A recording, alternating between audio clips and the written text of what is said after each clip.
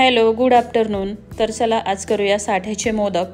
तर ह्यासाठी मी पूर्णपणे मैद्याची पारी वापरलेली आहे। तर मैदा 1 कप मैद्याच्या पिठामध्ये कडकडीत असं तुपाचं मोहन, त्यानंतर थोडंसं मीठ आणि आपल्या साध्या पाण्यामध्ये हे पीठ मळून घ्यायचं आहे।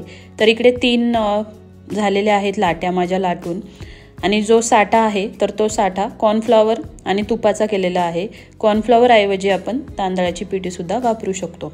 तर इकडे 1 लाटी लाटून त्यावर साठा लावून परत पुन्हा दुसरी लाटी ठेवून दुसऱ्या लाटीवर सुद्धा साठा लावून तिसरी लाटी ठेवून व्यवस्थित अशा प्रकारे हाताने प्रेस करून घ्यायचं आहे। जास्त दाबायचं नाहीये जेणेकरून साठा बाहेर येईल।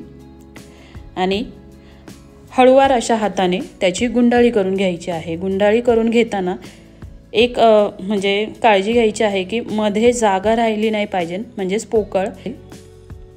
आणि त्यानंतर अशा प्रकारे थोडंसं प्रेस करायचं आहे म्हणजे व्यवस्थित आपली गुंडाळी तयार होईल। आणि ज्या आकाराचे आपल्याला मोदक हवे आहेत त्या आकारामध्ये कट करून घ्यायचे आहे।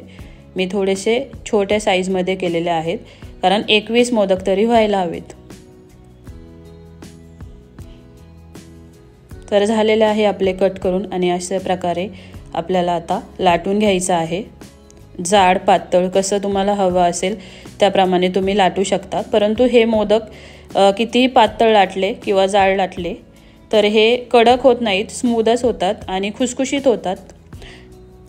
तर ह्या मोदकाची हीच खासियत आहे की हे किती जाड किंवा पातळ लाटले तर हे खुसखुशीतच होतात। तर झालेले आहेत सगळे मोदक करून आणि आता तळून घेते। तर थोडेसे फाटतात कारण हे आपले 3 पारीचे आहेत, परंतु खायला खूप सुंदर लागतात। नक्की तुम्ही करून बघा। तर या सगळ्यांनी जेवायला